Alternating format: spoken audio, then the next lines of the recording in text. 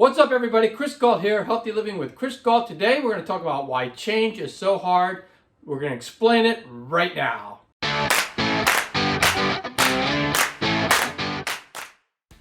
Make sure you watch the full video because I'm going to go over all ties together. So to have the video make sense, you need to watch the full video.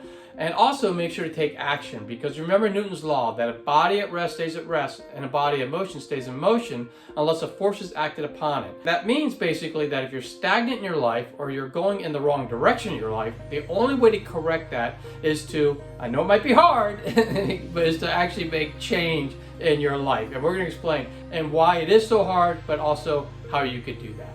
Why is lasting change so hard? And when I talk about lasting change, I'm not talking about something that we do, like we might change something in one day and then we move on. I'm talking about lasting change. This is change that is going to affect you for the rest of your life. And why is it so hard? And like, let's take some examples. Like, let's say you're an employee and you want to be an entrepreneur, or you want to lose some weight, or you want to gain some muscle. Why is it that we start those journeys and then only to be pulled back to where we were from the very beginning? We tend to self-sabotage ourselves to bring us back, and we ask ourselves why. Why are we doing this? So when I say self-sabotage, I might mean, like, let's say you want to lose weight, and let's say you're on a weight loss program, and that cupcake is not on the program, but you see someone eating that cupcake and you want to eat that cupcake, but you know that in doing that, it's going to sabotage your long-term goal of losing weight.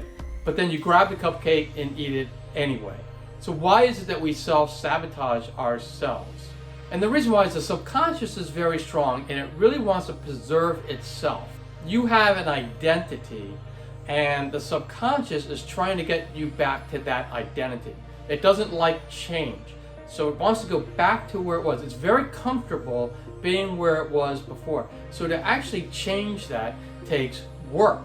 So that's why change is so hard and why we fall back to our old ways, because it actually takes work to do, and it's exhausting sometimes for us to make those changes in order to gain our long-term goals, and we tend to fall back to the way we were and how our body likes to be. So in knowing about how tough it is to make change, how do we make change to our life in order to obtain our long-term goals? And one of the ways is just to be mindful to the fact that there's a subconscious that does exist, and it's always trying to pull you back to where you were so that it can keep you at your own identity as to where you are right now. Because again, it takes work to change that, and the body doesn't always like to work, it likes to rest.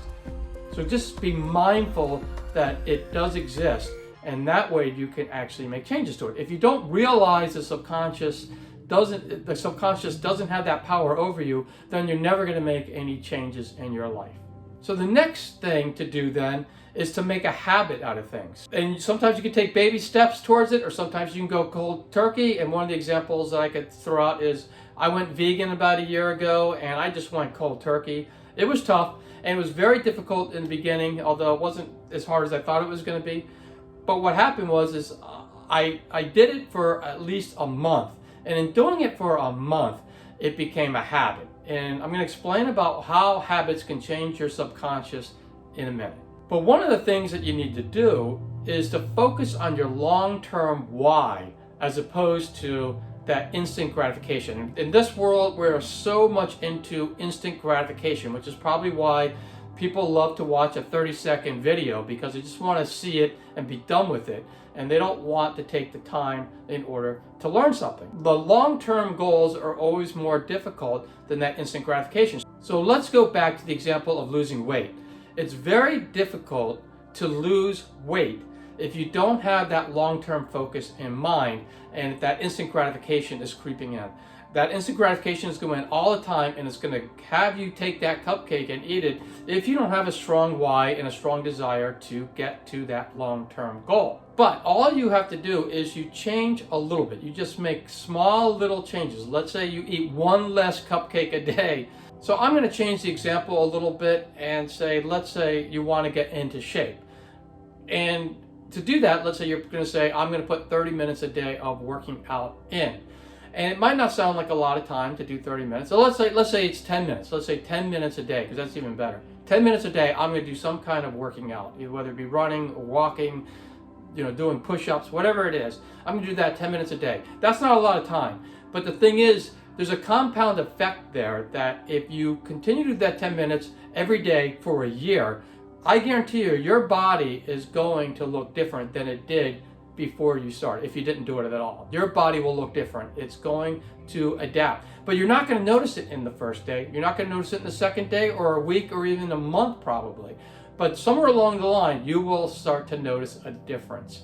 And that's the compound effect of even a small little change in your life can make. But again, it's a long-term goal. Nothing really good or nothing really big in your life is going to change in 1 or 2 days. It's going to take time, and a year is a really good way to assess where you started and where we've come. That year is very good to look at, very good period to see if it's really working. It's not going to happen instantly. And the good thing, I'm going to get back to habits, because I talked about habits a little while ago, and the good thing about habits is if you put the time into a habit, and it could take a month to get a habit going, and it probably takes a few more months to really get it into your subconscious.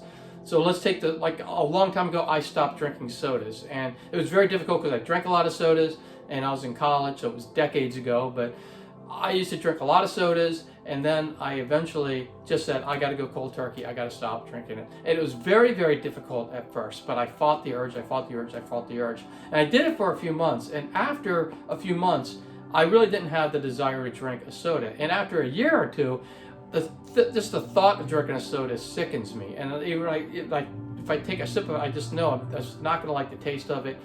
And so the whole thing about a habit is if you build a habit, and I think it takes about 30 days or a little bit long, maybe 30 to 60 days, constantly doing the same thing. If you can do that, then eventually it will change your subconscious, and that becomes your new identity. And that way your subconscious will not force you to go back.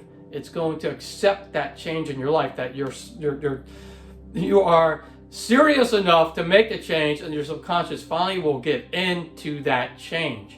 But it takes time to get that habit in.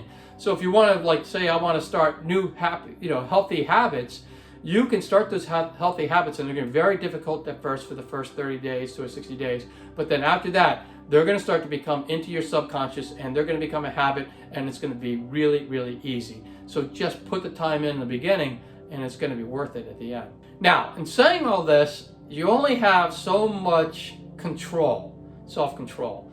And so you need to focus on just a few goals instead of taking on a lot. Because I know a lot of people who, let's say it's the beginning of the year, New Year's resolutions. Oh, I want to lose weight. I want to start a new business. I want to write a novel. I want to run a marathon. I want to learn a new language, and I want to play the guitar. And I'm going to do all those this year, and I'm going to start them all off at the same time. And I can tell you, if you do that, you're going to fail, because change can be exhausting. It takes work to change. It's not easy. It is very difficult to change something in your life. So what you need to do is just pick 1 or 2 of those things and get those going. And after a few months, if you get those into your subconscious and they become easier, then you can pick the next one and you can move on. But I really, really would recommend not taking on so many different things, because then you're just not going to be good at any of them. But if you pick 1 or 2 of those things, you can become really good at those, and you're going to just love your life much better if you do it that way. So just pick the important ones and get those done. And don't stress about where you are, especially in the beginning.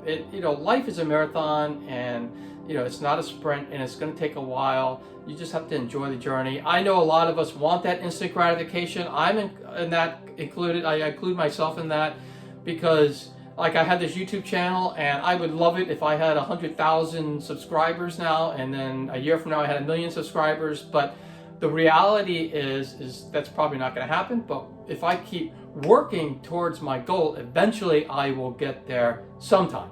It's just that I need to have the patience and wait and put the work in, and eventually my YouTube channel will grow. But it's just very, I understand it's very hard to have the patience to do it, but that's the only way it's going to work, is putting the work in and day out towards your goal, and not worrying about where you are with it and not stressing about it, and just knowing that the compound effect is going to help you get there.